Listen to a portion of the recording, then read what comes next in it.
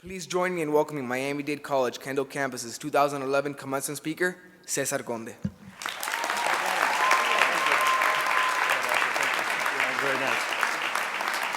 When I was asked to give this commencement address and follow President Obama yesterday and all of the wonderful speakers today, I was deeply honored to be able to play this role in this special day with you at the institution that the New York Times today profiled for the entire United States, for the entire world to see, as the institution of higher education with the most student bodies, over 170,000 strong. So I think it's time that we take a second to congratulate ourselves and recognize all of you, your families, and your classmates on the tremendous, tremendous work you've done to get here today. Please give yourselves a round of applause.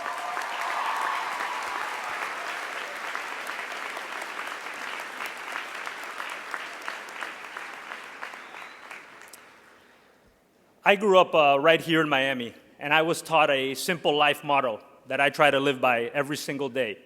It's at the core of who I am and what I believe. And it was very simple. It was to dream big, work hard, and stay humble. And each of you graduating today is a testament to that spirit. I remember being in that same seat of yours about 15 years ago to the day. And since that time, I've had some experiences and some lessons along the way that I think are going to be similar to the ones that you're going to have very soon. So I'd like to briefly share 3 of them with you today.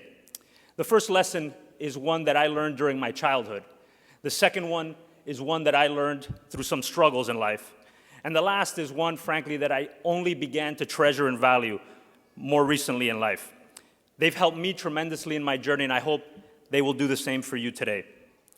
The first lesson is about knowing your history and where you come from. And the lesson begins with a story. It's a story that's very familiar to many of you, and if we go back enough in time, it's familiar to all of us. It's the story of the people of the United States of America, people that for generations have come to this country seeking a better life. My story begins in Lima, Peru, and it also begins in Havana, Cuba. My father came from Peru to the United States as a young man, alone, but seeking a better life for himself, but also for the family that he aspired to have. My mother, on the other hand, fled an oppressive dictatorship, leaving everything behind in search of freedom. They met here and found opportunities beyond those that they could have ever conceived, but whose potential could only be realized through sacrifice and hard work. They found success, but only after overcoming many obstacles and experiencing many setbacks along the way. And they gave their future children the opportunity to be part of what I believe is the best country in the world, a country in which anything is possible if you're armed with a good education and the courage to pursue your dreams.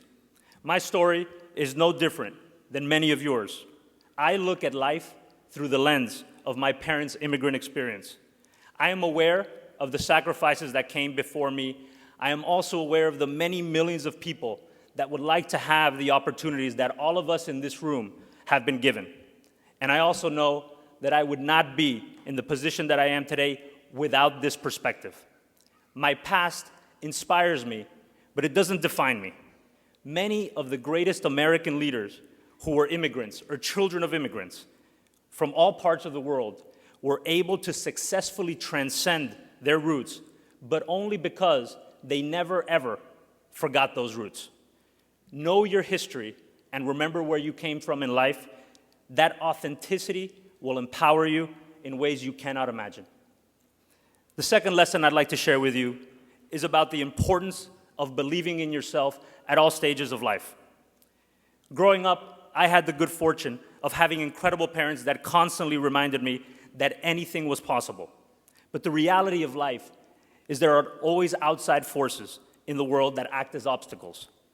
I remember vividly wanting to apply for internships and being told that those were for more qualified people, not for me. I remember applying for bigger jobs and being told I was too young or that I did not have enough experience. And I remember sharing the dream of someday leading a large organization that would do something historic and being told that that only happens to people late in life and only if you're lucky. Well, my friends, I'm here to tell you that you will face some of these same sentiments. You will face these doubters, and you will sometimes face failures. But I believe that we make our own luck in life. Your ability to see beyond the immediate obstacles and persist in the pursuit of those dreams will be key to your success. So, dream with me for a minute. When they say no, something is not possible, you will hear yes, it is possible. When they say you cannot, you will hear, yes, I can. And when they say you're too young or that you're not ready for a challenge, you will know that your youth is your strength and that you are ready when you know it in your heart. Believe in yourself. Don't be arrogant, but be self-confident. History has taught us that progress, innovation, and change are always brought about by youth, and its strong conviction that things can be changed for the better. Great things have always been done by the young. Alexander the Great conquered the world at 22. Warren Buffett founded his investment company at 24. Sergey Brin co-founded Google at 25. Martin Luther King launched his civil rights fight at 27. And the recent uprising in Egypt was partly inspired by a 30-year-old executive, Wael Goim. And John F. Kennedy became president at the ripe age of 43. So don't ever let others tell you that tomorrow is your time. That's their risk-averse nature talking. I'm here to tell you that your time is today.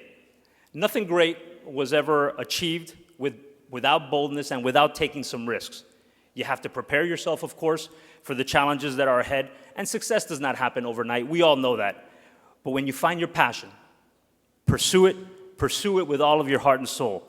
That will bring you success, but more importantly, I believe, it will reward you with happiness and a sense of purpose. If you believe in yourself, the future belongs to you today, not tomorrow. So the third and final lesson I'd like to share with you is about the importance of finding a motto, a mantra to live by, and sticking to it no matter what happens. When my brothers and I were growing up, my parents taught us that the only thing in life that no one can ever take away from you is your education. That was undoubtedly inspired by their immigrant experience. Today, you have armed yourself with that education. But they also taught us that simple life value that I try to live by every day. Dream big, work hard, and stay humble. In that order. Dream big in that anything is possible in this country with a good education. You are limited only by your imagination and that determination of yours. When I became the president of Univision at 35, we set a goal to become the #1 rated network in the United States, regardless of language, while simultaneously setting our sights on ensuring that we help empower Hispanics across this country. I believed then, as I believe now at my core, that that is possible. And many people thought we were a little bit crazy then. But that dream doesn't look so far-fetched today. And without the ability to dream big, we never imagine a different world. Every great achievement begins with a great aspiration. The second premise of this motto is to work hard. Unfortunately, nothing in life worth achieving comes easily. One of the secrets to success is that you have to do the work when no one's watching. Put the hours in, even if they don't get noticed by anyone. What counts is that you know about it, not what everyone knows. That's what leads to success. And don't tie yourself to a specific job or the recognition that comes with it. Tie yourself to a craft. Love the work that you're doing, not necessarily the title or the company. Because jobs come and go, but the knowledge that you are developing, the legacy that you are developing, will always be with you. And lastly, and I think the most important part of this motto, is to stay humble.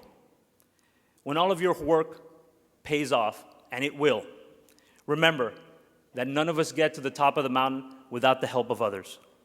I feel fortunate to have had the opportunities I have been given in life, but I also know that I, like all of us, stand on the shoulders of all of those who came before us.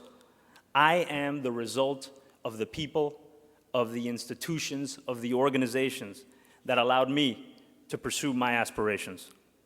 You all are here today because your families, your teachers, or someone else along the path paved the way or helped you get here. Being humble is what allows you to look at yourself with a critical eye so that you can improve. It's also what allows you to understand that you can make more of an impact in life with others and not simply without them. If you understand the value of help, you will always keep your achievements in perspective. More importantly, humility and gratitude for the help you have received will inspire you to help those that are less fortunate than you. Your success will never be complete until you have found the way to impact others beyond yourself and provide them with the same opportunities that you have received. This is a value that we must all take to heart. In closing today, my friends, you have reached a really tremendous milestone today. You and your loved ones are to be congratulated. Tomorrow is the first day of the next chapter in your lives. I ask you, pick that motto, pick that mantra to live by, and make it count. Dream big, work hard, and stay humble. Gracias, felicidades, thank you, and congratulations to all of you today.